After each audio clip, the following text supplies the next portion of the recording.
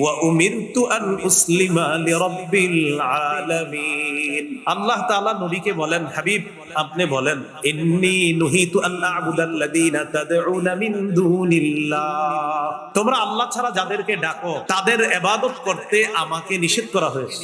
লাম্মা জাআনিয়াল বাইয়িনাতু মির রাব্বি, আমার রবের পক্ষ থেকে যখন স্পষ্ট প্রমাণ আদি এসে গিয়েছে, তখন আমার সামনে স্পষ্ট হয়ে গেছে আমার রব তিনি সত্য, তিনি ইলাহ, তিনি খালেক, তিনি রাজ্জাক। আমাকে নিষেধ করা হয়েছে তোমরা যাদেরকে আল্লাহর পরিবর্তে ডাকো আমি তাদের যেন ইবাদত না করি, তাদের ইবাদত করতে আমাকে নিষেধ করা হয়েছে। আর আদেশ করা হয়েছে কি, ওয়া উমিরতু আন উসলিমা লিরাব্বিল আলামিন, আমাকে আদেশ করা হয়েছে আমি যেন বিশ্ব জগতের রব আল্লাহর কাছে আত্মসমর্পণ করি। এটা নবীজিকে বললেন। সূরা বাকারার 131 নম্বর আয়াতে আল্লাহ তাআলা বলেন, ইয ক্বালা লাহু রাব্বুহু আসলিম ক্বালা আসলামতু লিরাব্বিল আলামিন। নবী ওই সময়কে স্মরণ করুন যখন ইব্রাহিম আলাইহিস সালাতু ওয়াস সালামকে তার রব বললেন, আসলিম, ইব্রাহিম আপনি আত্মসমর্পণ করেন। ক্বালা আসলামতু লিরাব্বিল আলামিন। ইব্রাহিম নবী জবাব দিলেন সাথে সাথে, আমি বিশ্ব জগতের রব আল্লাহর কাছে আত্মসমর্পণ করলাম। এবার আমার সাথে সবাই বলেন, আত্মসমর্পণকারীকে মুসলিম বলে, মুসলিমকে আত্মসমর্পণকারী বলে।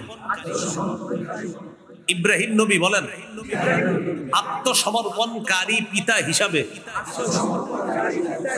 সন্তানদের ধর্মের নাম রেখেছে ইসলাম, আর তাদের নাম রেখেছে মুসলিম। ইব্রাহিম নবী আমাদের জাতির পিতা, তিনি আত্মসমর্পণকারী।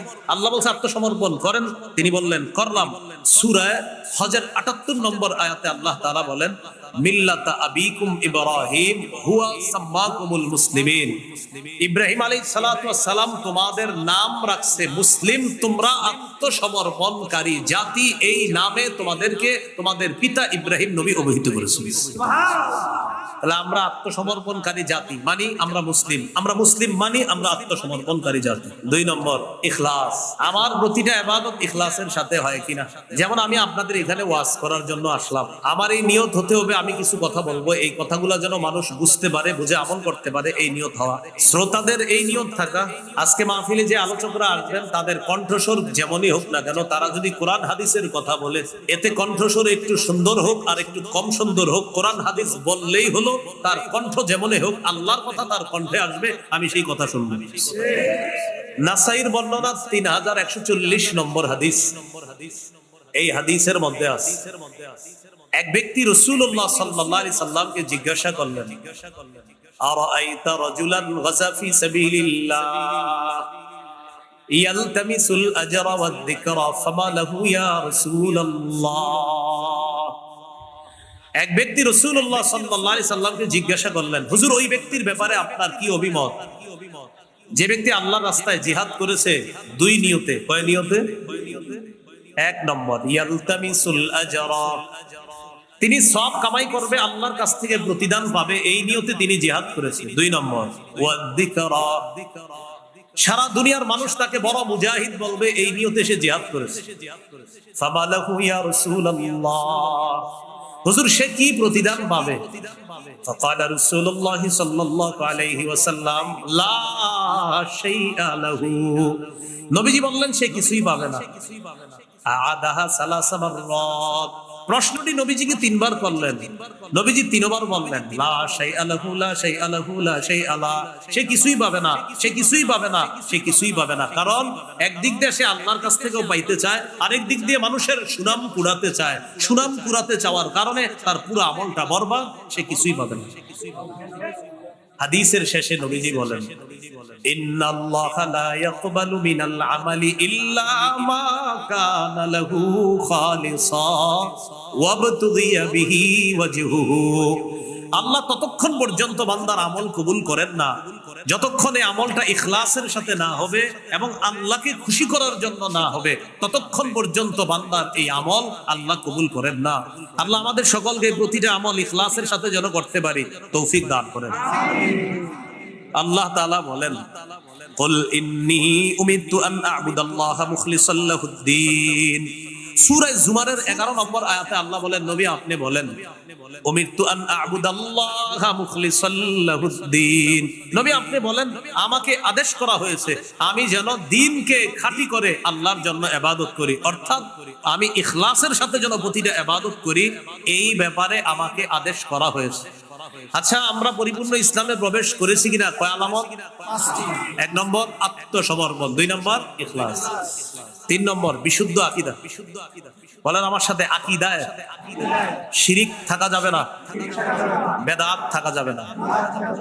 এখন দেখতে হবে আমার আকীদায় শিরিক আছে কিনা, বেদাত আছে কিনা। যদি শিরিক বেদাত থাকে, আর যদি বলেন ইসলাম কায়েম করবো, ইসলাম কায়েম করবো, হবে না।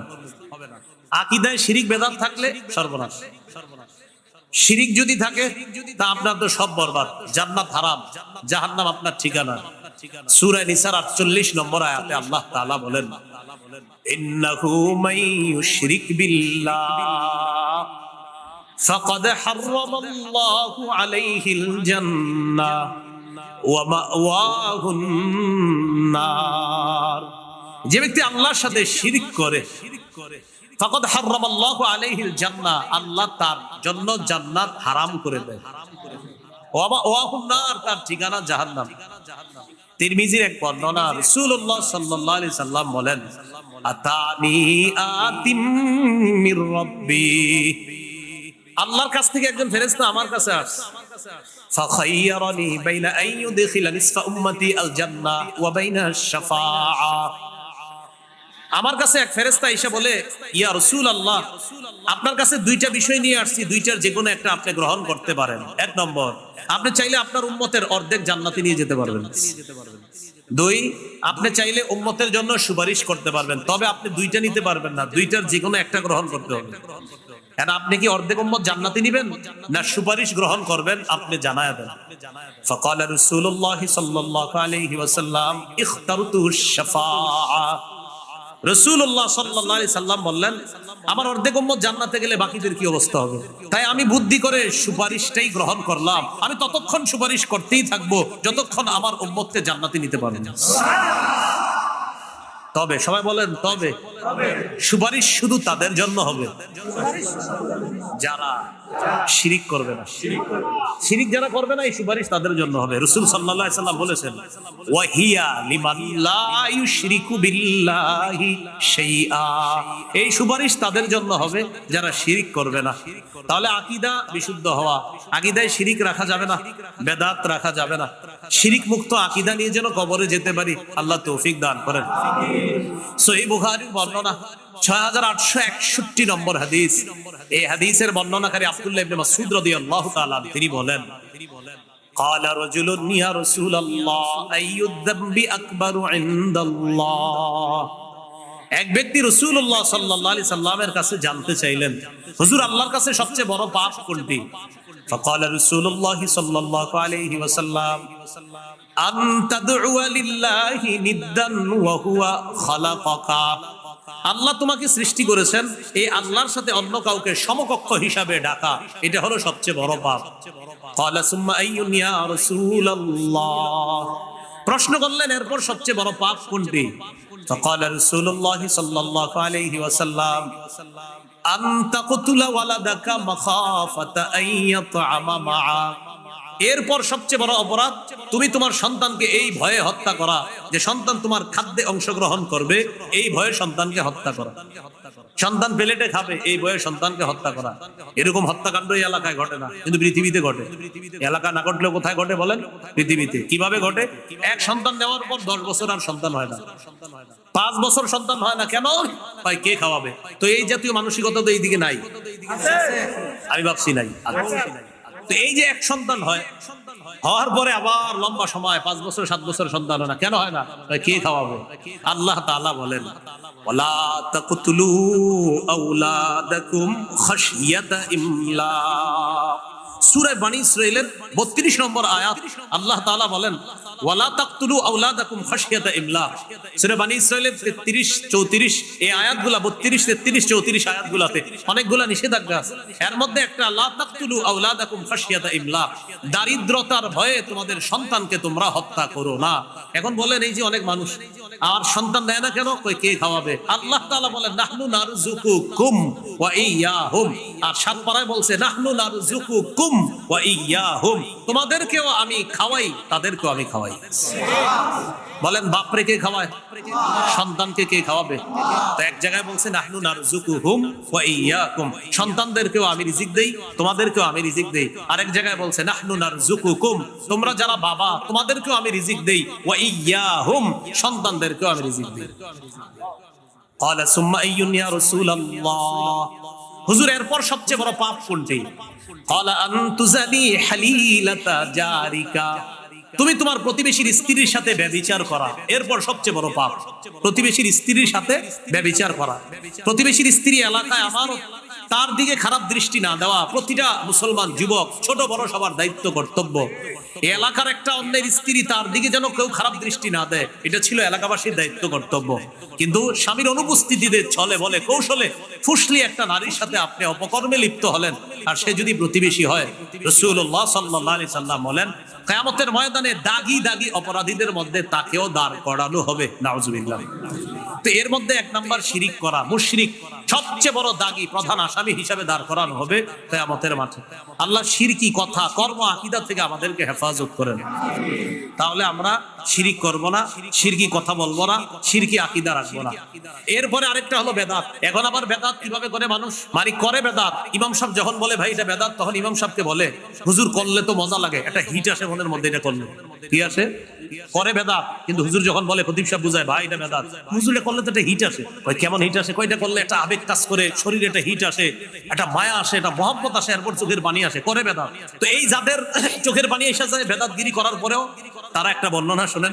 ইমাম মালিক রহমতুল্লাহি আলাইহি বলেন, কেউ যদি বেদাতকে মনে করে আমি একটা ভালো কাজ করছি, ইমাম মালিক বলেন সে কেমন যেন এই দাবি করতে চায় যে মুহাম্মদ সাল্লাল্লাহু আলাইহি সাল্লাম তার দায়িত্ব পরিপূর্ণ করে রেখে যেতে পারে নাই, তাই হযরতে আসছে এটা নতুন করে পরিপূর্ণ করতে।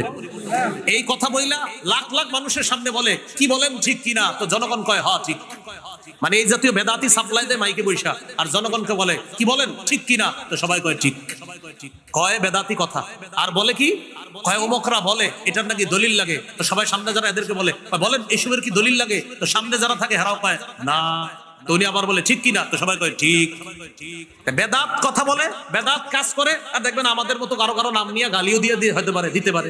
তো এরকম দিয়ে বলে কি বলেন এগুলাতে কি দলিল লাগে? অমুকে খালি দলিল দেয়, এগুলাতে কি দলিল লাগে? এটা বইলা সে বেদাত সাপ্লাই দেয় আর বুঝাইতে চায় যে এই বেদাতটা এটা কোনো সমস্যা না। ইমাম মালিক বলেন তুমি আল্লাহ রাসূলের দায়িত্বের উপরে তুমি অভিযুক্তল্লাহ যারা এই জাতীয় বেদাতগিরি করে।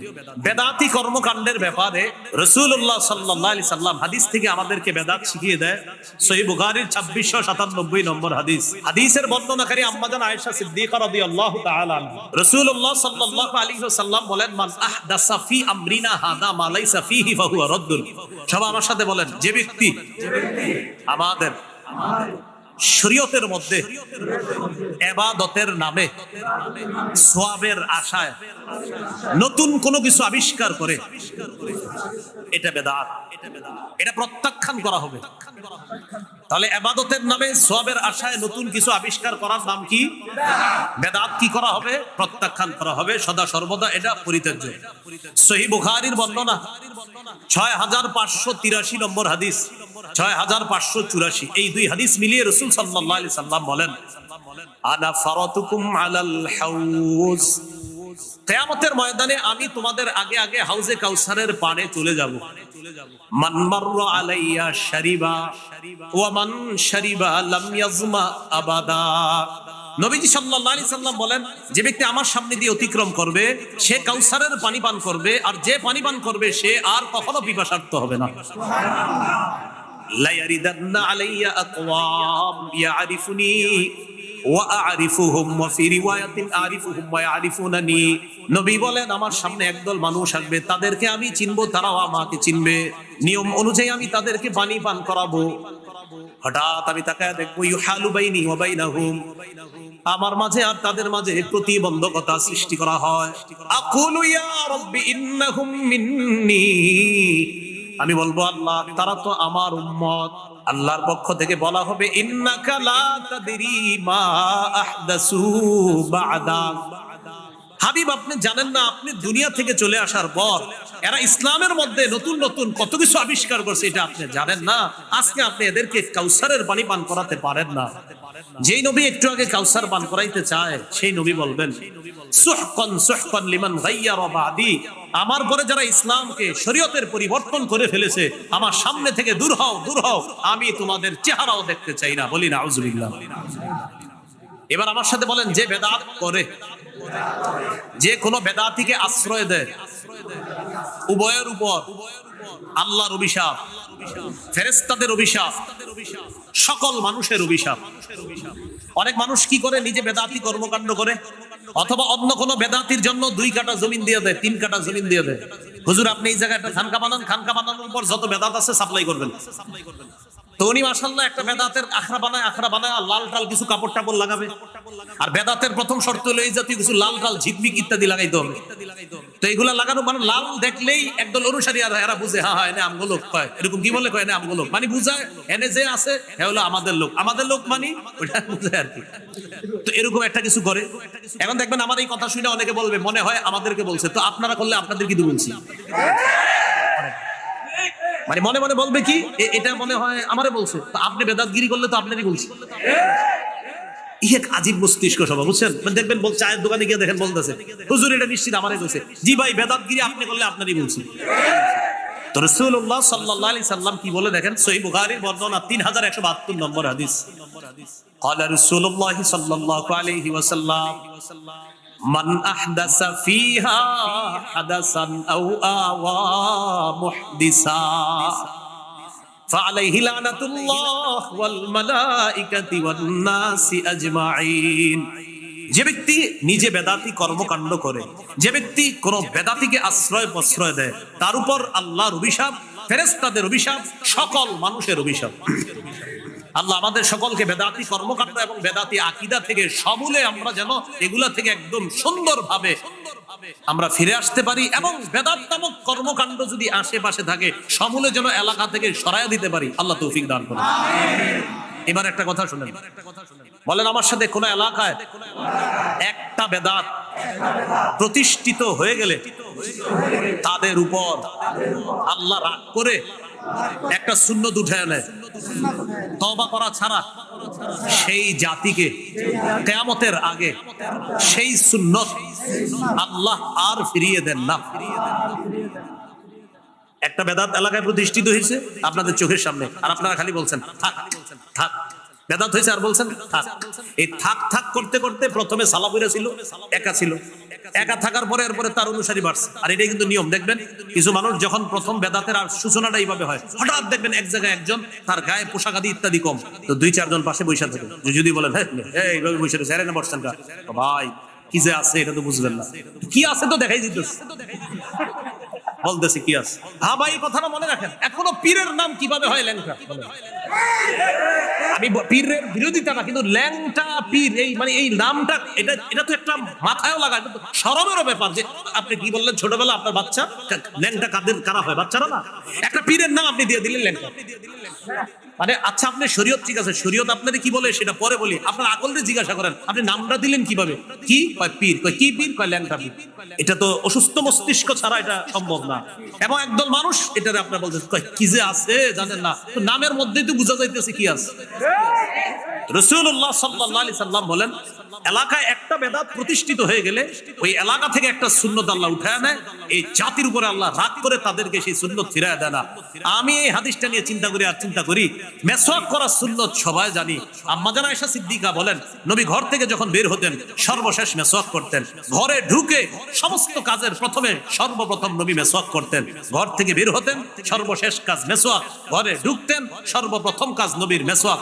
নবীজি বলেন, জিবরিল আমিন আমাকে এত বেশি মেসওয়াক করতে বলছে, আমি টেনশনে পড়ে গেলাম, না জানি আমার দাঁতগুলা ভেঙে ফেলতে হয় মেসওয়াক করতে করতে, এত বেশি মেসওয়াক করতাম। আব্দুল্লাহ ইবনে ওমর রাদিয়াল্লাহু তাআলা আনহুমা বিছানায় মেসওয়াক রেখে দিতেন, ঘুম ভাঙতো মেসওয়াক করতেন, আবার ঘুমায় গেছে মেসওয়াক পাশে রাখা, আবার ঘুম ভাঙছে আবার মেসওয়াক করছে, আবার এইভাবে রাখা, আবার ঘুম ভাঙছে আবার মেসওয়াক করছে। আরে আপনি এত মেসওয়াক করেন কেন? হাবিবের হাদিস থেকে বুঝছি মেসওয়াকের গুরুত্ব কত। তো এই সুন্নতটা আমরা সবাই জানি, কিন্তু পালন করতেছি না কেন? ওই আমার আপনার চোখের সামনে বেদাত হচ্ছে, বাধা দিচ্ছি না, আল্লাহ রাগান্বিত হয়ে আমাদেরকে তৌফিক দিচ্ছে না মেসওয়াক করার। অসংখ্য অগণিত সুন্নত করতে পারি কিন্তু করতেছি না। আপনি দেখবেন অসংখ্য মানুষ এই খানার শুরুতে বিসমিল্লাহ বলা, আপনার অটোমেটিক ভাবে আমরা বিসমিল্লাহ বলতেছি না, অথচ সবাই জানি বিসমিল্লাহ বলা সুন্নাহ, কিন্তু এরপরেও বিসমিল্লাহ বলতে ভুলে যাচ্ছি কেন? আল্লাহ রাগ করে, সামনে বেদাত হচ্ছে, রাগান্বিত হয়ে এই সুন্নাহের তৌফিক দিচ্ছে না। তো বলছিলাম এলাকায় বেদাত প্রতিষ্ঠিত হয়ে গেলে এটা সবাই মিলে প্রতিহত করা দায়িত্ব, কর্তব্য। বলেন ইনশাআল্লাহ। এলাকায় বেদাত প্রতিষ্ঠিত হতে দিয়েন না। قال رسول الله صلى الله عليه وسلم ما ابتدع قوم في دينهم بدعة إلا نزع الله من سنتهم سنة ثم لا يعيدها إليهم إلى يوم القيامة। সুনানে দারিমি হাদিসের কিতাব 54 নম্বর হাদিস, রাসূলুল্লাহ সাল্লাল্লাহু আলাইহি সাল্লাম বলেন, কোন জাতি যখন তাদের ধর্মের মধ্যে একটা বেদাত আবিষ্কার করে, আর এই বেদাত যদি এলাকায় প্রতিষ্ঠিত হয়ে যায়, আল্লাহ সেই জাতি থেকে একটা সুন্নত ছিনায় নেয়, কিয়ামতের আগে ওই জাতিকে সেই সুন্নত আর আল্লাহ ফিরায় দেয় না। আল্লাহ আমাদেরকে হেফাজত করেন।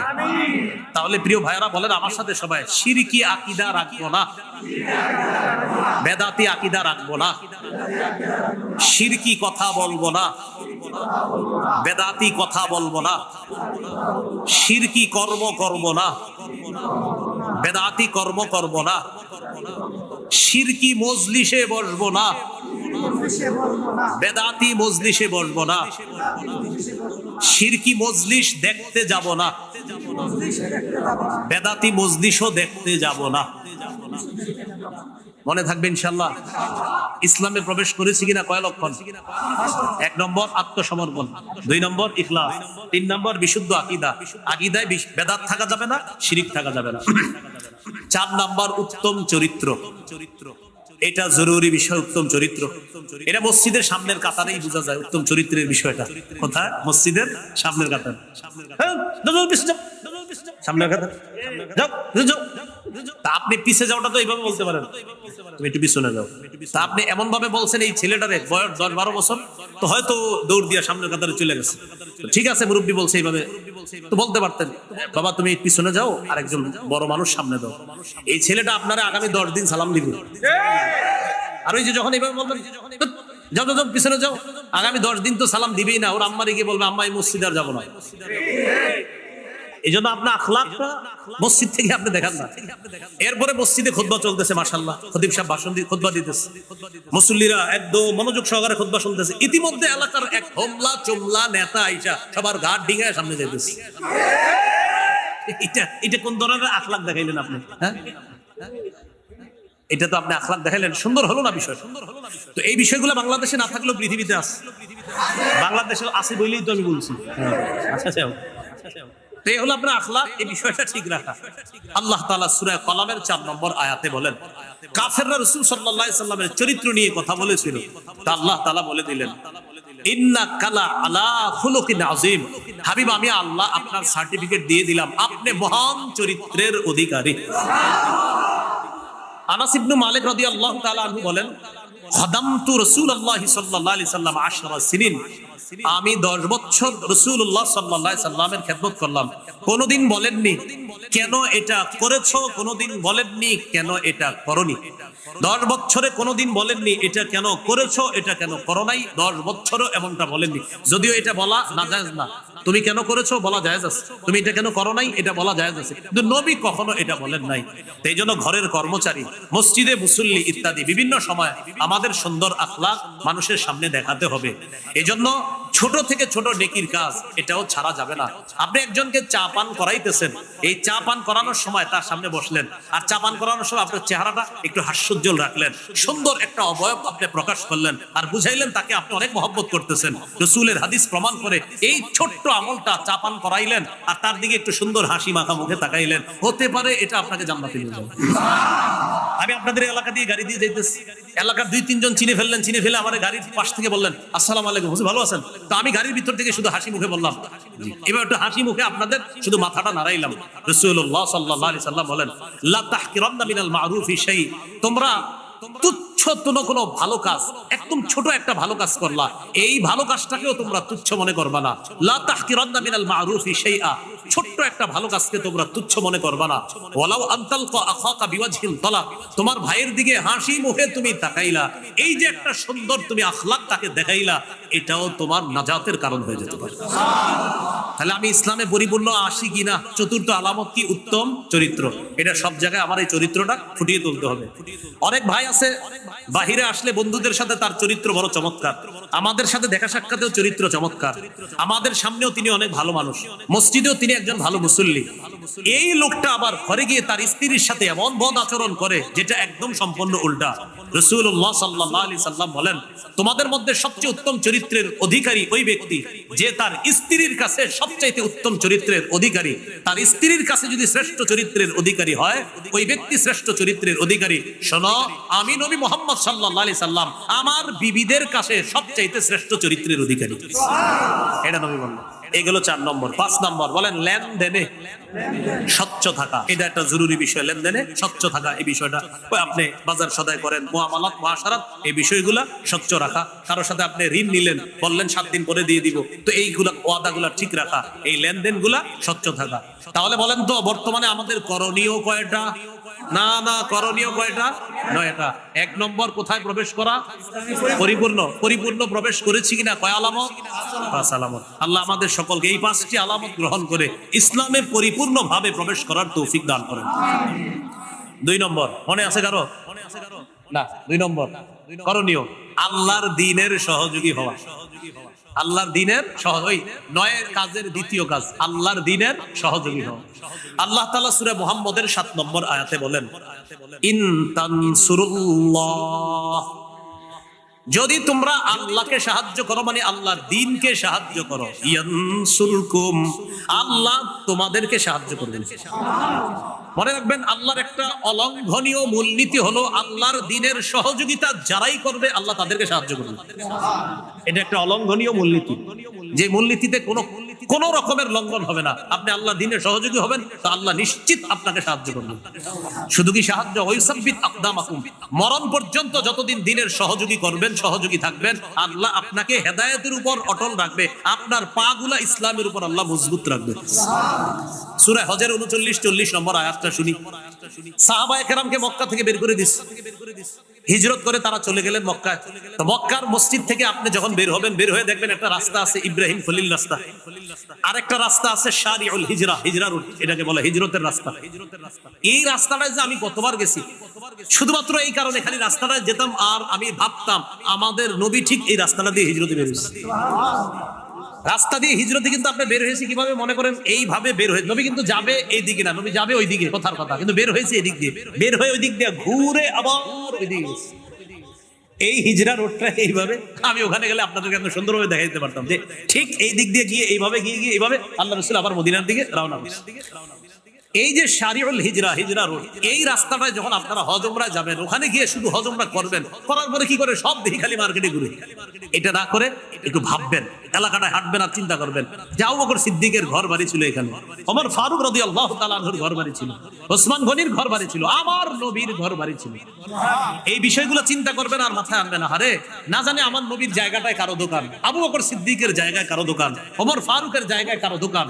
এইগুলা চিন্তা করবেন আর ভাববেন যে তারা নবীরে কতটা মহব্বত করত যে নিজেদের ধন সম্পদ সবকিছু ছেড়ে হিজরত করে মক্কা থেকে মদিনায় চলে গেছে।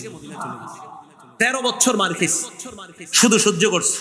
সহ্য করার পর যখন মদিনায় গেছে, আল্লাহ তাআলা বলে দিলেন উযিনা লিল্লাযীনা ইউকাতালুনা বিআন্নাহুম যুলিমু ওয়া ইন্নাল্লাহা আলা নাসরিহিম লাকাদির।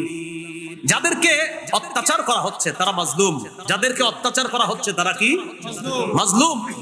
13 বছর অত্যাচার করা হয়েছে। কয় বছর? 13 বছর অত্যাচার করা হয়েছে সাহাবায়ে কেরাম। 15 বছর না, কিন্তু 13 বছর না, মানে ওখানে কোরআনে কয় বছর?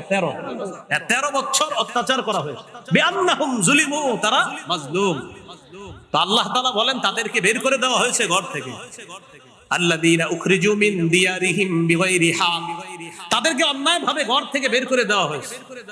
তাদের অপরাধ কি? ইল্লা আইয়াকুলু রাব্বুনাল্লাহ,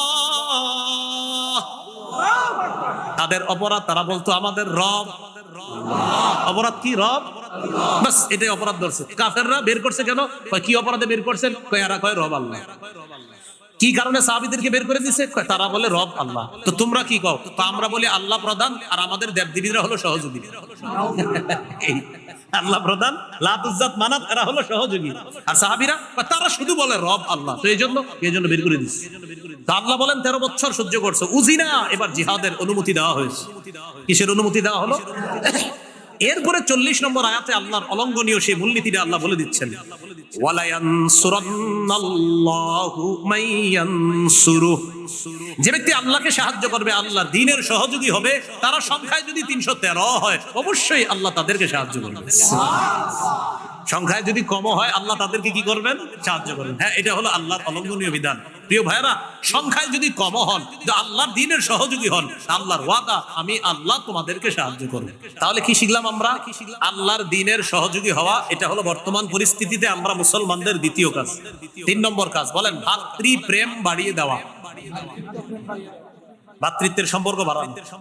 কে মাযহাবি, কে লামাযহাবি, কে ওয়াহাবি, কে সুন্নি, আপাতত এই বিষয়টা বাদ দিয়ে সবাই এক হয়ে যেতে হবে। ঠিক শোনেন, কিছুদিন পরে আবার না হয় আমরা শুরু করলাম যে ভাই শোনো, এবার হাত কোথায় বাঁধবা, কয়েকদিন পরে শুরু করি। কখন? আগে আমাদের ঘোড়াটা মজবুত করে নিই। মজবুত করার পরে এরপর না হয় হলো কি, তুমিও মুসলমান আমিও মুসলমান, এবার আসো, কি বলো, হাত কই বাঁধবেন এটা নিয়ে কথা হবে। তো চলেন এবার কথা বলি। তো আগে কি, আগে চলো আমরা ইসলামটা একটু মজবুত করে নেই, এরপরে আমরা কথা বলবো, সমস্যা নেই। তো এটা হলো আমার একটা প্রাণের দাবি, মনের দাবি। আপাতত এই ইয়াটা কিছুদিন অফ রেখে আপাতত মুসলমান সবাই ভাতৃত্বের সম্পর্কটা বাড়ায়, যদি মুসলমানরা খালি আপনার কিছুদিনের জন্য এক হয়ে যায়, আর কোনো মতে যদি নির্বাচনটা হয়ে যায়, মুসলমানদের এদেশে ইসলাম ঠেকানোর সামর্থ্য কারণ নাই। এখন আমরা এই এক হওয়াটা, এটা কিন্তু কুফরি শক্তিরা চায় না। আমাদের এক হওয়াটা কারা চায় না? কুফরি শক্তিরা চায় না। কিন্তু আমাদের না, কিছুটা সময়ের জন্য হইলো এক হয়ে যাওয়াটা একদম সময়ের দাবি এবং আমাদের প্রাণের দাবি। জানি না কি হয়, আল্লাহর কাছে আমরা দোয়া করতে থাকি, আল্লাহ তৌফিক দান করুন। এই হলো আপনার 3 নম্বর, ভাতৃত্বের সম্পর্ক বাড়িয়ে দেওয়া। আপনি কে? আমার ভাই। আমি কে? আপনার ভাই। আপনারা কে? আমার ভাই। আমি কে? আপনাদের ভাই। আপাতত এই পরিচয়টা কিছুদিন এক হয়ে যাওয়া। এটা আল্লাহ সূরা হুজুরাতের 10 নম্বর আয়াতে বলেন, ইন্নামাল মুমিনুনা ইখওয়া, মুমিনরা পরস্পর ভাই ভাই। মুমিনরা পরস্পর কি? ভাই ভাই। এবার একটা হাদিস বলি, হাদিসের অনুবাদটা আমরা সবাই করব। সহিহ মুসলিমের বর্ণনা 6435 নম্বর হাদিস। এই হাদিসের মধ্যে আসছে রাসূলুল্লাহ সাল্লাল্লাহু আলাইহি সাল্লাম বলেন, লা তাহাসাদু ওয়ালা তানাজাশু ওয়ালা তাবাগাদু ওয়ালা তাদাবারু ওয়ালা ইয়াবি'বাদুকুম আলা বাই'বাদিন। বলেন সবাই, তোমরা পরস্পর হিংসা করো না, তোমরা পরস্পর ঝগড়া করো না, পরস্পর বিদ্বেষ পোষণ করো না, একে অপরের ক্ষতি করার জন্য আড়ালে শত্রুতা করো না। একজনের ক্রয় বিক্রয় চলাকালীন আরেকজন ক্রয় বিক্রয় করবা না। এটা হলো কেমন? ভাই মাছ কত? 200 টাকা। 195 দেই না ভাই, 200 দিলে নিব। তো ঠিক আছে 200 টাকা দেন, তাহলে চুক্তি হয়ে গেল 200। পাশে দিয়ে একজন দেখে মাছটা খুব সুন্দর, আমি 220 টাকা দিব, এটা নিষেধ, এই কাজটা নিষেধ। তাহলে নবী আমাদেরকে নিষেধ করলেন, হিংসা করো না, পরস্পর বিদ্বেষ পোষণ করবা না, একে অপরের ক্ষতি করার জন্য আড়ালে শত্রুতা করবা না। তো আমরা নবীজির কাছে জানতে চাই, হাবিব তা আমরা কি করব? নবীজি বলে দিলেন, কুনু ইবাদাল্লাহি ইখওয়ানা। বলেন, হে আল্লাহর বান্দারা, তোমরা পরস্পর ভাই ভাই হয়ে যাও। তাহলে আমাদেরকে কি হয়ে যেতে বলছে? তাহলে আপাতত হিংসা, বিদ্বেষ, পরশ্রীকাতরতা, লোভ লালসা ইত্যাদি এটা বাদ দিয়ে আপাতত কে কার সাথে বহস তর্ক ইত্যাদি কিছুদিন আমরা রাখি। আপাতত আমরা এক হই যে আমরা মুসলমান, যে কোনো মূল্যে এদেশে ইসলাম চাই। আমাদের মনের দাবি, প্রাণের দাবি। আল্লাহ কবুল করেন। কত গেল? 3। 4 নাম্বার, ঝগড়া বিবাদ কমায়া আন্তরিকতা বাড়ানো, ঝগড়া বিবাদ কমিয়ে আন্তরিকতা বাড়ানো। এটা কিভাবে করা যায়? এটা করা যায় কিভাবে? আমার সাথে ওনার ঝগড়া, আমাদের দুইজনকে বেশি একসাথে বসাইতে হবে। আমার সাথে ওনার ঝগড়া, এই দুইজনে বারবার একসাথে চেয়ারের মুখোমুখি বসাতে হবে, 2 কাপ চা রাখতে হবে। কথার কথা আর কি, আপনারা আরো কিছু রাখেন তো, এরকম দুইজনে বসা কথা বলাইতে হবে। আমি এটা বিশ্বাস করি, আমরা দূরে থেকে যে একজন আরেকজনের যতই বিরোধিতা করি, সামনে বসায় দেন, দেখবেন আমাদের মতো আপন কেউ নেই। এই ঝগড়া কমায় আন্তরিকতা বাড়াতে হবে। এই ব্যাপারে আল্লাহ তাআলা বলেন, ওয়া আতিউল্লাহ ওয়া রাসূলাহু ওয়া লা তানাযাউ ফাতাফশালু ওয়া তাযহাবা রিহুকুম। তোমরা আল্লাহর আনুগত্য করো, নবীর আনুগত্য করো। ওয়ালা তানাযাউ, তোমরা পরস্পর ঝগড়া করো না। যদি ঝগড়া করো ফাতাফশালু, দুর্বল হয়ে যাবা। ওয়া তাযহাবা রিহুকুম, তোমাদের শক্তি খর্ব হয়ে যাবে। সবাই এদিকে তাকায় বুঝেন, 1 জন 2 জন 3 জন 4 জন, আমরা 4 জন মিলে একটা দল, শক্তি কম না বেশি? 4 জনের 4টা দল, কম না বেশি? 4 জনের 1 দল, শক্তি কম হলো না বেশি? 4 জনের 4 দল, কম। তাহলে 4 জনে মিলে এক হওয়া, এটা শক্তি বেশি। কিন্তু কোন এক কারণে আমরা 4 জনের মধ্যে একটু দ্বন্দ্ব ঝগড়া হয়ে গেছে, 4 জন আলাদা হয়ে গেছি, আর 4 জনই বলতেছি আমি ঠিক, উনি বলে উনি ঠিক, উনি বলে উনি ঠিক, উনি বলে উনি ঠিক। আল্লাহ তাআলা বলেন, মাঝে দিয়ে যে ক্ষতিটা হয়ে গেল, তাযহাবারি হুকুম, তোমাদের শক্তি খর্ব হয়ে গেছে। এই শক্তি দুর্বল হয়ে যাওয়ার কারণে তোমরা কিন্তু বিপদে পড়বা। এই গেল আপনার 4 নাম্বার। 5 নাম্বার, দুনিয়ার বিলাসিতায় মজে যাওয়া যাবে না যুবক ভাইরা, দুনিয়ার বিলাসিতা বর্জন করা। তিরমিজির বর্ণনা, রাসূলুল্লাহ সাল্লাল্লাহু আলাইহি সাল্লাম বলেন, লাউ কানাতিদ দুনিয়া তা'দিলু ইনদাল্লাহি জানাহা বাউদা লামা সাকা কাফিরাম মিনহা শারবাতা মা। দুনিয়ার মূল্য যদি আল্লাহর কাছে মাছির ডানা পরিমাণ হতো, মশার ডানা পরিমাণ হতো, তাহলে একজন কাফেরকে আল্লাহ 1 ঢোক পানি পান করতে দিতেন না। এজন্য দুনিয়ায় মজে যাওয়া যাবে না। 6 নাম্বার গুরুত্বপূর্ণ কথা, বলেন আমার সাথে সবাই, অধিকার আদায়ের লড়াই অব্যাহত রাখা। অধিকার আদায়ের লড়াইয়ের পবিত্র নাম জিহাদ। অধিকার আদায়ের লড়াইয়ের পবিত্র নাম কি? এই মানসিকতা সবার রাখতে হবে। জিহাদের নিয়ত আছে সবার? আর কার আছে? জিহাদ কাকে বলে? সন্ত্রাসী কর্মকাণ্ড নির্মূল করার শ্রেষ্ঠ কোন মেডিসিন যদি প্রয়োগ করতে চান, তো জিহাদ প্রয়োগ করতে হবে। আবু জাহেল মার্কা সন্ত্রাসী যারা আছে, এই আবু জাহেল মার্কা সন্ত্রাস, উতবা সাইবা ওয়ালিদ ইবনে মুগীরা, নমরুদ হামান কারুন মার্কা সন্ত্রাসীদেরকে দুনিয়া থেকে মূলোৎপাটন করার একমাত্র শ্রেষ্ঠ উপায় জিহাদ। তাহলে জিহাদ আর সন্ত্রাস এক না আলাদা? বলেন, জিহাদ আর সন্ত্রাস এক না আলাদা? বলেন সবাই, সন্ত্রাসী কর্মকাণ্ড নির্মূল করার শ্রেষ্ঠ একটা পবিত্র পদ্ধতি জিহাদ। আমরা এটা প্রত্যেককে, এই আজকে ওয়াজে শুনছেন এমন না, এখানে অনেকে আছেন, এই বিষয়টা পার্সোনালি প্রত্যেকে বলবেন যে ভাই শোনো, সন্ত্রাস আর জিহাদ এক না। সন্ত্রাস অপবিত্র, জিহাদ পবিত্র। সন্ত্রাস অপবিত্র, জিহাদ পবিত্র। এটা ঘরে ঘরে আপনার পৌঁছাইতে হবে। চা দোকানের সামনে আরেক মুসলমানদের আপনি বলতে হবে, ভাইয়া সন্ত্রাস অপবিত্র, জিহাদ পবিত্র।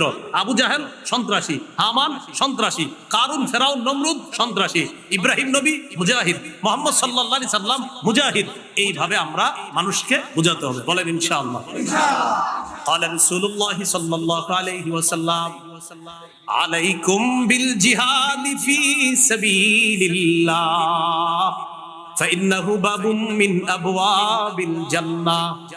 রাসূলুল্লাহ সাল্লাল্লাহু আলাইহি সাল্লাম বলেন, তোমরা আল্লাহর রাস্তায় লড়াই জিহাদ অব্যাহত রাখো। জিহাদ জান্নাতের দরজাসমূহের একটা দরজা, এটা হলো জিহাদ। এটার নাম কি বলেন তো? জিহাদ। তাকান আমার দিকে, সবাই তাকান, আমি পানি পান করার জন্য আপনাদের দেখেন। বিসমিল্লাহ। বিসমিল্লাহ কয়বার?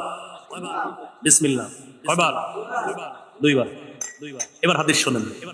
قال رسول الله صلى الله عليه وسلم من قاتل في سبيل الله فوق ناقة وجبت له الجنة। কেউ যদি ওটের দুধ পান করে, এই ওটের দুধ 2 বার পান করে, ওটের দুধ 2 বার পান করতে, 2 ঢোক পান করতে যতটুকু সময়ের প্রয়োজন, এতটুকু যদি কেউ আল্লাহর রাস্তায় জিহাদ করে, তার জন্য জান্নাত ওয়াজিব হয়ে যায়। এই জন্য দেখাইলাম যে 2 বার দুধ পান করতে তো বেশি সময় লাগে না, এতটুকু পরিমাণও যদি কেউ আল্লাহর রাস্তায় লড়াই করে, তার জন্য জান্নাত ওয়াজিব হয়ে যায়। তাহলে অধিকার আদায়ের লড়াই, এটা কি বলেন তো? জিহাদ। এটা অব্যাহত রাখতে হবে। এটা হলো কয় নাম্বার? 6। 7 নাম্বার, যোগ্য নেতৃত্ব আল্লাহর কাছে চেয়ে নেওয়া। প্রথমে আপাতত দোয়া হলো, আল্লাহ পুরুষ শাসক বর্তমানে দেশে আছে, আর জীবনেও পুরুষের পরিবর্তে অন্য কিছু চাই না। এটা বুঝেন, প্রথমে এই দোয়া করবেন যে আল্লাহ পুরুষ শাসক অব্যাহত রাখেন। প্রশ্ন করতে পারেন কেন? দেখেন এখানে আপনারা যারা আছেন, আমি সুন্দর করে বলি, কেউ আওয়ামী লীগের সমর্থক হতে পারেন, কেউ বিএনপি, কেউ হয়তো বা জাতীয় পার্টি, কেউ জামাত, কেউ জাসদ, কেউ বাসদ, কেউ ইসলামী আন্দোলন, কেউ খেলাফত মজলিস, বিভিন্ন দলের সমর্থক থাকতে পারেন। মহব্বতের সাথে বলি, বিএনপি পন্থী যারা আছেন আপনারাও নীতি নির্ধারকদেরকে বুঝান যে আমাদের সামনে নেতৃত্বে যে আসবে পুরুষ হতে হবে। তো মাশাআল্লাহ আপনাদের জনাব তারেক রহমান আছে। জাতীয় পার্টি, এদের মধ্যে আবার 2 দল হয়ে গেছে, এক দলে আবার প্রধান মহিলা, আরেক দলের আবার পুরুষ। আমি বলবো আপনারা পুরো এক হয়ে পুরুষকে বসান। আর মাশাআল্লাহ আমাদের ইসলামী দলে তো মাশাআল্লাহ সবাই পুরুষ, এটা বলার অপেক্ষা রাখে। এই জন্য ভাবনার বিষয়ে কারে বসাবে। তো আমি বলছি, রাসূলুল্লাহ সাল্লাল্লাহু আলাইহি সাল্লাম বলেন, লা ইউফলিহা কওমুন ওয়াল্লাহু আমরহুম ইমরাআতান। এটা হলো মূলনীতি, মনে রাখবেন। রাসূলুল্লাহ সাল্লাল্লাহু আলাইহি সাল্লাম বলেন, ওই জাতি কিছুতেই কখনোই সফল হবে না। ওই জাতি কিছুতেই সফল হবে না। আবার বলছি, বলেন, ওই জাতি কিছুতেই, আবার ওই জাতি কিছুতেই, যারা তাদের নেতৃত্বে কোনো নারীকে বসায়। সোজা হিসাব, নবীজির বক্তব্য। নবীজি বলে দিয়েছেন, যারা তাদের দায়িত্বে কোনো নারীকে বসাবে, এই জাতি কখনো সফল হবে না। এই জন্য আমি কিন্তু মোহাম্মদের সাথে বলছি, আপনারা যেই দলে করেন, সবাই আপনাদের পুরুষ নীতি নির্ধারক যারা, তাদের সাথে কথা বলেন। আমি রাজনীতি বক্তব্য বাড়িও না, বলিও না, কিন্তু আমি শুধু বললাম পরামর্শ হিসেবে, যদি সফলতা চান পুরুষ লাগবে। এটা রাসূল সাল্লাল্লাহু আলাইহি সাল্লামের মূলনীতি। সফলতা চাও তো এই জাতি কিছুতেই সফল হবে না যদি তারা তাদের নেতৃত্বে কোনো নারীকে বসায়, তারা কখনো কি হবে না? সফল হবে না। আল্লাহ আমাদের সকলকে কথাগুলা বুঝে শুনে আমল করার তৌফিক দান করেন। এবার পুরুষ যে শাসকটা হবে, আল্লাহর কাছে দোয়া করতে হবে, আল্লাহ এমন একজন শাসক বানায় দেন যিনি মৌলিকভাবে আমাদের দেশে 4টি বিধান প্রথমে বাস্তবায়ন করবে। কয়টি? 4টি বিধান বাস্তবায়ন করবে। আল্লাহ তাআলা বলেন, আল্লাযীনা ইম্মাক্কানাহুম ফিল আরদ আকামুস সালাহ ওয়া আতাউজ যাকাতা ওয়া আমারু বিল মা'রুফি ওয়া নাহাউ আনিল মুনকার। সূরা হজের 41 নম্বর আয়াত। আল্লাহ তাআলা বলেন, আমি যাদেরকে শাসন ক্ষমতায় বসাবো তাদের মৌলিক কাজ হবে 4টা। কয়টা? বলেন, নামাজ কায়েম করা, যাকাত আদায় করা। যাকাতের বিধান যদি রাষ্ট্রীয়ভাবে চালু হয়ে যায়, সুদ সালাম দিয়া বাঁধবে। সুদ বলবে আমি আর থাকবো না, আমি বড় বিপদে আছি। কেন? যাকাত যেইভাবে শুরু হয়েছে, আমি শুদ্ধ আর টিকতে পারবো না। এলো 2 নাম্বার। 1 নাম্বার নামাজ কায়েম করা, 2 নাম্বার যাকাত বিধান পালন করবে। এটা হলো শাসকের দ্বিতীয় কাজ হবে। 3 নাম্বার ওয়া আমারু বিল মা'রুফ, নেক কাজের আদেশ করবে। 4 নাম্বার ওয়া নাহাউ আনিল মুনকার, অসৎ কাজ থেকে নিষেধ করবে। এই হবে শাসকের 4টা কাজ। তো অসৎ কাজ থেকে নিষেধ করবে, এখানেই তো সব আইসা যায়। এখানে আপনার সবকিছু এসে যায় যে কোন ধরনের দুর্নীতিকে যিনি প্রশ্রয় দিবেন না, এমন একজন শাসক হবে। তাহলে আমরা আল্লাহকে, আজকে থেকে আমি যত মাহফিলে যাইতেছি, প্রায় মাহফিলে বা প্রায় জায়গায় ওয়াদা করাই যে ভাই আল্লাহর কাছে ডেইলি প্রতিটা মুসলমান 2 রাকাত নামাজ অতিরিক্ত সালাতুল হাজাত এই নিয়তে পড়বেন, আল্লাহ মরণের আগে যেন এদেশে কোরআনের আইন দেখে যেতে পারি। 2 রাকাত নামাজ এই নিয়তে পড়বেন। মুসলমান হিসাবে আমার ধর্মীয় গ্রন্থ কোরআন, আমি আল্লাহর কাছে দোয়া করবো, আল্লাহ court, supreme court, high court, জজ কোর্ট, সংসদে আল্লাহ কোরআনের বিধান এটা দেখতে চাই। এখন আপনার হিন্দু বন্ধু কলিগ যারা চাকরি করে তাদেরকে বুঝাইতে হবে এইভাবে। তারা বলবে, আচ্ছা তুমি যেহেতু ইসলামের জন্য দোয়া করো, কি হবে বলো তো? বলবেন, ইসলাম যদি জিতে যায় আমিও নিরাপদ, তুমিও নিরাপদ। হিন্দু কি বলতে হবে? ইসলাম জিতে গেলে আমিও নিরাপদ, তুমিও নিরাপদ। এই বিষয়টা অমুসলিমদেরকে আমরা মুসলমানরা বুঝাতে হবে। হিন্দু, বৌদ্ধ, খ্রিস্টান সবাই, ইসলাম যদি কায়েম হয় সবাই নিরাপদ থাকবে। এগুলো 7 নম্বর। 8 নম্বর সূরা ব্যবস্থা। সূরা ব্যবস্থা, পরামর্শ করে কাজ করা, এটা খুব জরুরি। যেমন উপদেষ্টা মণ্ডলী এখন যারা, তারা দেখা যাইতেছে মাসে মাসে ওই রাজনৈতিক দলগুলোর সাথে পরামর্শ, এটা একটা ভালো দিক। তারা যে পরামর্শ করে এটা ভালো দিক। পরামর্শে অনেক কিছুর সমাধান আসে, এই পরামর্শ এটা জরুরি। বাকি পরামর্শ, সূরা ব্যবস্থা, এটা ইসলামী একটা সূরা ব্যবস্থা। এই বিষয়ে কথা বলা দরকার সবাই, যে সূরা জিনিসটা কি। খতিব সাহেবকে জিজ্ঞাসা করবেন সূরা জিনিস কি, এই বিষয়গুলো বেশি বেশি আলোচনা হওয়া দরকার, এগুলো বোঝা দরকার। আল্লাহ তাআলা বলেন, ওয়াশাবিরহুম ফিল আমর, নবী আপনি তাদের সাথে যে কোনো বিষয়ে পরামর্শ করেন, পরামর্শ করার পর ফাইদা আযামতা, আপনি যখন দৃঢ় প্রতিজ্ঞা করে ফেলবেন, ফাতাওয়াক্কাল আলাল্লাহ, তখন আল্লাহর উপর ভরসা করবেন। তাহলে 8 নাম্বার সূরা ব্যবস্থা, এটা জোরদার করা, আর এই বিষয়গুলো আমরা খুব গুরুত্ব সহকারে নেওয়া। শুধু দাওয়াত তাবলীগের সাথী ভাইরা পরামর্শ করে, মাশওয়ারা করে, মাশওয়ারার কাজটা সুন্নতটা ঘরে ঘরে চালু করতে হবে।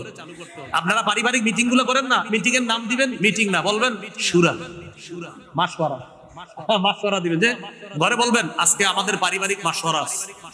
তো মিটিংটা না বলে আমরা একটা ইসলামী শব্দ বলি, সমস্যা কি বলবো? মাশওয়ারা। আপনারা 4জন 5জন ব্যবসায়ী একসাথে ব্যবসা করেন, তো বলবেন ভাই আগামীকাল আমরা 5 জন একসাথে বসতে হবে, কেন কোনো মিটিং আছে ভাই? এই জায়গায় এটা না বলে বলবেন ভাই কোনো মাশওয়ারা আছে? হ্যাঁ, আমাদের আগামীকালকে 5 জন ব্যবসায়ীর একটা মাশওয়ারা আছে। আমি চাইতেছি ইসলামী এই যে আপনার কথাগুলা, এই ইসলামী শব্দগুলা এটা মুসলমানদের মুখে মুখে উচ্চারিত হোক, এই শব্দগুলা। এগুলো 8 নম্বর। 9 নম্বর বলেন, শত্রুকে কোনোভাবেই বন্ধু ভাবার সুযোগ নাই। শত্রুকে বন্ধু বানানো যাবে না। হ্যাঁ, মাঝে মাঝে অভিনয় করতে পারি আমরা, হ্যাঁ হ্যাঁ ঠিক আছে ঠিক আছে, তুমি, এর মানে এরকম না যে তুমি আমার বন্ধু।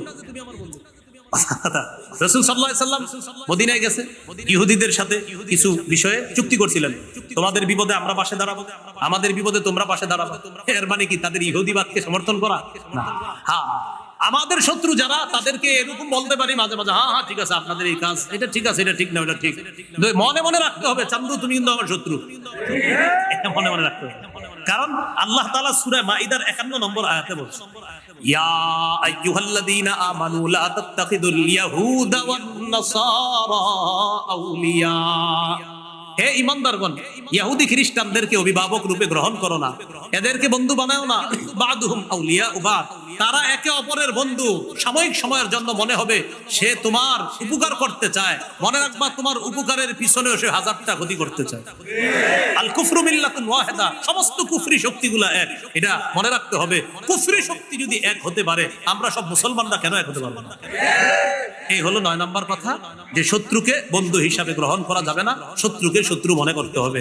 আমাদের বাংলাদেশের বর্তমান যে একটা অবস্থা, চলমান অবস্থায় প্রত্যেকেই প্রত্যেকের একটা আসন চায়, অবস্থান চায়, প্রত্যেকে প্রত্যেকের একটা কর্তৃত্ব চাইতেছে। যারা রাজনীতি করে বিএনপি, তারা তাদের মতো আবার দেশে নেতৃত্ব নিতে চায়। জাতীয় পার্টি, জামাতে ইসলাম, ইসলামী আন্দোলন, খেলাফত মজলিস, জমিয়তে উলামা ইসলাম, এই দলগুলো তাদের প্রত্যেকের আশা দেশের মানুষের জন্য তারা কিছু করবে, এই লক্ষ্যে তারা জনগণের দায়িত্ব নিতে চায়। আর আমরা যারা সাধারণ মুসলমান আছি, আমাদের প্রত্যেকের মনের একটা আশা হলো আমাদের এই দেশে যেন আল্লাহ তাআলা এমন কাউকে দায়িত্বে বসিয়ে দেয়, যিনি দায়িত্ব পাওয়ার পর এই দেশে কোরআন সুন্নাহ বাস্তবায়ন করবে। এটা হলো সাধারণ মুসলমানদের সবার মনের আশা। সূরা বাকারার 208 নম্বর আয়াতে আল্লাহ তাআলা বলেন, ইয়া আইয়ুহাল্লাযীনা আমানু দুখুলু ফিস সিলমি কাফা, হে ঈমানদারগণ তোমরা ইসলামে পরিপূর্ণভাবে প্রবেশ করো। সিলমুন শব্দটি সিনের উপরে জবর দিয়ে পড়া যায়, সিনের নিচে জের দিয়ে পড়া যায়। সিনের নিচে জের হলে হবে সিলমুন, অর্থ হবে ইসলাম। সিনের উপরে জবর হবে সালমুন, অর্থ হবে শান্তি। যদি হয় উদখুলু ফিস সালমি কাফা, অনুবাদ হবে তোমরা শান্তিতে পরিপূর্ণভাবে প্রবেশ করো। আর যদি হয় ফিস সিলমি কাফা, তাহলে অর্থ হবে ইসলামে পরিপূর্ণভাবে প্রবেশ করো। সাহাবায়ে কেরামের বিশাল জামাত, তাদের দাবি হলো এখানে সিলমুন পড়াটাই বেশি উত্তম, অর্থাৎ ইসলাম অর্থ নেওয়াটাই উত্তম। সুতরাং আমরা আয়াতের অর্থ নিব, হে ঈমানদারগণ তোমরা পরিপূর্ণভাবে ইসলামে প্রবেশ করো। তাহলে আপাতত মুসলমানের 9 করণীয় 1 নাম্বার করণীয় কোথায়? পরিপূর্ণভাবে প্রবেশ করা। এখন গুরুত্বপূর্ণ কথা, ইসলামে আমি পরিপূর্ণভাবে প্রবেশ করেছি কিনা এটা জানার মৌলিক 5টা আলামত আছে। প্রথম হলো ইসলামে পরিপূর্ণভাবে প্রবেশ করা। তো মনে করেন করলাম, বলতেছি হুজুর জি জি আমি প্রবেশ করলাম। এখন আপনি ইসলামে পরিপূর্ণভাবে প্রবেশ করেছেন কিনা আপনার মধ্যে 5টা আলামত যদি দেখা যায়, তাহলে আশা করা যায় আপনি ইসলামে পরিপূর্ণভাবে প্রবেশের চেষ্টা চালাচ্ছেন। কয় আলামত? 1 নম্বর আত্মসমর্পণ করা আল্লাহর কাছে, 2 নম্বর ইখলাসের সাথে প্রতিটি ইবাদত করা, 3 নম্বর বিশুদ্ধ আকীদা রাখা, 4 নম্বর উত্তম চরিত্রের অধিকারী হওয়া, 5 নম্বর লেনদেন স্বচ্ছ থাকা। এই 5টির মধ্যে প্রথম লক্ষণ হলো আল্লাহর কাছে আত্মসমর্পণ করা। সূরা মুমিন বা সূরা গাফিরের 66 নম্বর আয়াতে আল্লাহ তাআলা বলেন, কুল ইন্নী নুহিতু আন আ'বুদাল্লাযীনা তাদউনা মিন দুনিল্লাহ লাম্মা জাআনিয়াল বায়িনাতু মির রাব্বি ওয়া উমিরতু আন উসলিমা লিরাব্বিল আলামিন। আল্লাহ তাআলা নবীকে বলেন, হাবিব আপনি বলেন, ইন্নী নুহিতু আন আ'বুদাল্লাযীনা তাদউনা মিন দুনিল্লাহ, তোমরা আল্লাহ ছাড়া যাদেরকে ডাকো তাদের ইবাদত করতে আমাকে নিষেধ করা হয়েছে। লাম্মা জাআনিয়াল বাইয়িনাতু মির রাব্বি, আমার রবের পক্ষ থেকে যখন স্পষ্ট প্রমাণ আদি এসে গিয়েছে, তখন আমার সামনে স্পষ্ট হয়ে গেছে আমার রব তিনি সত্য, তিনি ইলাহ, তিনি খালেক, তিনি রাজ্জাক। আমাকে নিষেধ করা হয়েছে তোমরা যাদেরকে আল্লাহর পরিবর্তে ডাকো আমি তাদের যেন ইবাদত না করি, তাদের ইবাদত করতে আমাকে নিষেধ করা হয়েছে। আর আদেশ করা হয়েছে কি, ওয়া উমিরতু আন উসলিমা লিরাব্বিল আলামিন, আমাকে আদেশ করা হয়েছে আমি যেন বিশ্ব জগতের রব আল্লাহর কাছে আত্মসমর্পণ করি। এটা নবীজিকে বললেন। সূরা বাকারার 131 নম্বর আয়াতে আল্লাহ তাআলা বলেন, ইয ক্বালা লাহু রাব্বুহু আসলিম ক্বালা আসলামতু লিরাব্বিল আলামিন। নবী ওই সময়কে স্মরণ করুন যখন ইব্রাহিম আলাইহিস সালাতু ওয়াস সালামকে তার রব বললেন, আসলিম, ইব্রাহিম আপনি আত্মসমর্পণ করেন। ক্বালা আসলামতু লিরাব্বিল আলামিন, ইব্রাহিম নবী জবাব দিলেন সাথে সাথে, আমি বিশ্ব জগতের রব আল্লাহর কাছে আত্মসমর্পণ করলাম। এবার আমার সাথে সবাই বলেন, আত্মসমর্পণকারীকে মুসলিম বলে, মুসলিমকে আত্মসমর্পণকারী বলে। ইব্রাহিম নবী বলেন আত্মসমর্পণকারী পিতা হিসাবে সন্তানদের ধর্মের নাম রেখেছে ইসলাম, আর তাদের নাম রেখেছে মুসলিম। ইব্রাহিম নবী আমাদের জাতির পিতা, তিনি আত্মসমর্পণকারী। আল্লাহ বলছে আত্মসমর্পণ করেন, তিনি বললেন করলাম। সূরা হজের ৭৮ নম্বর আয়াতে আল্লাহ তাআলা বলেন, মিল্লাতা আবিকুম ইব্রাহিম হুয়া সাম্মাকুমুল মুসলিমিন, ইব্রাহিম আলাইহিস সালাতু ওয়াস সালাম তোমাদের নাম রাখছে মুসলিম, তোমরা আত্মসমর্পণকারী জাতি, এই নামে তোমাদেরকে তোমাদের পিতা ইব্রাহিম নবী অভিহিত করেছেন। তাহলে আমরা আত্মসমর্পণকারী জাতি মানি আমরা মুসলিম, আমরা মুসলিম মানি আমরা আত্মসমর্পণকারী জাতি। ২ নম্বর ইখলাস, আমার প্রতিটা ইবাদত ইখলাসের সাথে হয় কিনা। যেমন আমি আপনাদের এখানে ওয়াজ করার জন্য আসলাম, আমার এই নিয়ত হতে হবে আমি কিছু কথা বলবো, এই কথাগুলো যেন মানুষ বুঝতে পারে, বুঝে আমল করতে পারে, এই নিয়ত হওয়া। শ্রোতাদের এই নিয়ত থাকা, আজকে মাহফিলে যে আলোচকরা আসবেন তাদের কণ্ঠস্বর যেমনই হোক না কেন, তারা যদি কোরআন হাদিসের কথা বলে, এতে কণ্ঠস্বর একটু সুন্দর হোক আর একটু কম সুন্দর হোক, কোরআন হাদিস বললেই হলো, তার কণ্ঠ যেমনই হোক আল্লাহর কথা তার কণ্ঠে আসবে, আমি সেই কথা শুনবো। নাসাইর বর্ণনা 3140 নম্বর হাদিস। এই হাদিসের মধ্যে আছে এক ব্যক্তি রাসূলুল্লাহ সাল্লাল্লাহু আলাইহি সাল্লামকে জিজ্ঞাসা করলেন, আরাআইতা রাজুলান গাযা ফি সাবিলিল্লাহ ইয়ালতামিসুল আজরা ওয়াদ যিকরা ফামা লাহু ইয়া রাসূলুল্লাহ। এক ব্যক্তি রাসূলুল্লাহ সাল্লাল্লাহু আলাইহি সাল্লামকে জিজ্ঞাসা করলেন, হুজুর ওই ব্যক্তির ব্যাপারে আপনার কি অভিমত, যে ব্যক্তি আল্লাহর রাস্তায় জিহাদ করেছে 2 নিয়তে। কয় নিয়তে? 1 নম্বর ইয়ালতামিসুল আজরা, তিনি সওয়াব কামাই করবে, আল্লাহর কাছ থেকে প্রতিদান পাবে, এই নিয়তে তিনি জিহাদ করেছেন। 2 নম্বর ওয়াদ যিকরা, সারা দুনিয়ার মানুষ তাকে বড় মুজাহিদ বলবে, এই নিয়তে সে জিহাদ করেছে। ফামা লাহু ইয়া রাসূলুল্লাহ, হুজুর সে কি প্রতিদান পাবে? ফাকালা রাসূলুল্লাহ সাল্লাল্লাহু আলাইহি ওয়াসাল্লাম লা শাইআ লাহু, নবীজি বললেন সে কিছুই পাবে না। আ'আদাহা সালাসা মাররাত, প্রশ্নটি নবীজিকে 3 বার করলেন, নবীজি 3 বার বললেন লা শাইআ লাহু, লা শাইআ লাহু, লা শাইআ লা, সে কিছুই পাবে না, সে কিছুই পাবে না, সে কিছুই পাবে না। কারণ একদিক দিয়ে সে আল্লাহর কাছ থেকেও পাইতে চায়, আরেক দিক দিয়ে মানুষের সুনাম কুড়াতে চায়। সুনাম কুড়াতে চাওয়ার কারণে তার পুরো আমলটা বরবাদ, সে কিছুই পাবে না। হাদিসের শেষে নবীজি বলেন, ইন্নাল্লাহা লা ইয়াকবালু মিনাল আমালি ইল্লা মা কানা লাহু খালিসা ওয়াবতুগিয়া বিহি ওয়াজহুহু, আল্লাহ ততক্ষণ পর্যন্ত বান্দার আমল কবুল করেন না যতক্ষণ এই আমলটা ইখলাসের সাথে না হবে এবং আল্লাহকে খুশি করার জন্য না হবে, ততক্ষণ পর্যন্ত বান্দার এই আমল আল্লাহ কবুল করেন না। আল্লাহ আমাদের সকলকে প্রতিটা আমল ইখলাসের সাথে যেন করতে পারি তৌফিক দান করেন। আল্লাহ তাআলা বলেন, কুল ইন্নী উমিরতু আন আ'বুদাল্লাহা মুখলিসাল লাহুদ-দ্বীন সূরা জুমারের 11 নম্বর আয়াতে আল্লাহ বলেন, নবী আপনি বলেন, উমিরতু আন আ'বুদাল্লাহা মুখলিসাল লাহুদ্দিন, নবী আপনি বলেন আমাকে আদেশ করা হয়েছে আমি যেন দ্বীনকে খাঁটি করে আল্লাহর জন্য ইবাদত করি, অর্থাৎ আমি ইখলাসের সাথে যেন প্রতিটা ইবাদত করি, এই ব্যাপারে আমাকে আদেশ করা হয়েছে। আচ্ছা, আমরা পরিপূর্ণ ইসলামে প্রবেশ করেছি কিনা? কয় আলামত? 1 নম্বর আত্মসমর্পণ, 2 নম্বর ইখলাস, 3 নম্বর বিশুদ্ধ আকীদা। বলেন আমার সাথে, আকীদায় শিরিক থাকা যাবে না, বেদাত থাকা যাবে না। এখন দেখতে হবে আমার আকীদায় শিরিক আছে কিনা, বেদাত আছে কিনা। যদি শিরিক বেদাত থাকে, আর যদি বলেন ইসলাম কায়েম করবো, ইসলাম কায়েম করবো, হবে না। আকীদায় শিরিক বেদাত থাকলে সর্বনাশ। শিরিক যদি থাকে তা আপনার তো সব বরবাদ, জান্নাত হারাম, জাহান্নাম আপনার ঠিকানা। সূরা নিসার 48 নম্বর আয়াতে আল্লাহ তাআলা বলেন, ইন্নাহু মান ইউশরিক বিল্লাহ ফাকাদ হারামাল্লাহু আলাইহিল জান্নাহ ওয়া মাওয়াহুন নার। যে ব্যক্তি আল্লাহর সাথে শিরক করে, ফাকাদ হারামাল্লাহু আলাইহিল জান্নাহ, আল্লাহ তার জন্য জান্নাত হারাম করে দেয়, ওয়া মাওয়াহুন নার, তার ঠিকানা জাহান্নাম। তিরমিজির এক বর্ণনা, রাসূলুল্লাহ সাল্লাল্লাহু আলাইহি সাল্লাম বলেন, আতানি আতিম মির রাব্বি, আল্লাহর কাছ থেকে একজন ফেরেশতা আমার কাছে আসে, ফাখায়্যারানি বাইনা আন ইউদখিলা নিসফা উম্মতি আল জান্নাহ ওয়া বাইনা আশ-শাফাআ।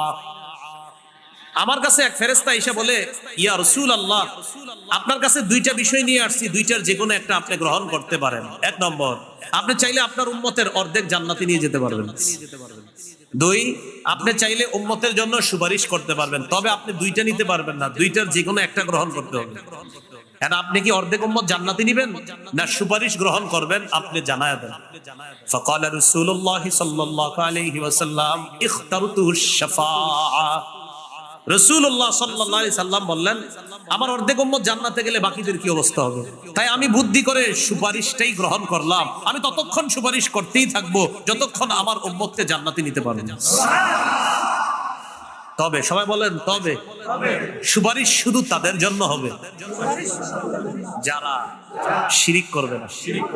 শিরিক যারা করবে না, এই সুপারিশ তাদের জন্য হবে। রাসূল সাল্লাল্লাহু আলাইহি সাল্লাম বলেছেন, ওয়া হিয়া লিমান লা ইউশরিকু বিল্লাহি শাইআ, এই সুপারিশ তাদের জন্য হবে যারা শিরিক করবে না। তাহলে আকীদা বিশুদ্ধ হওয়া, আকীদায় শিরিক রাখা যাবে না, বেদাত রাখা যাবে না। শিরিক মুক্ত আকীদা নিয়ে যেন কবরে যেতে পারি, আল্লাহ তৌফিক দান করেন। সহিহ বুখারীর বর্ণনা 6861 নম্বর হাদিস। এই হাদিসের বর্ণনাকারী আব্দুল্লাহ ইবনে মাসউদ রাদিয়াল্লাহু তাআলা, তিনি বলেন, ক্বালা রাজুলুন ইয়া রাসূলুল্লাহ আইয়ুদ যামবি আকবারু ইনদাল্লাহ।